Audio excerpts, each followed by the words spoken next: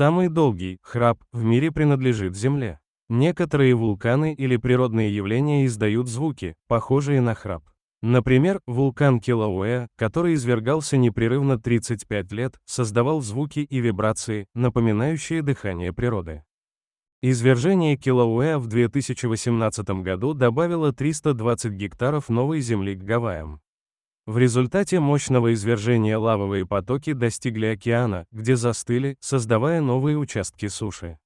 Это событие не только изменило ландшафт острова, но и вызвало более 20 тысяч землетрясений за месяц, одно из которых достигло магнитуды 6,9. Килауэа считается одним из самых активных вулканов в мире, а его многолетние извержения формируют и изменяют Гавайские острова даже сегодня.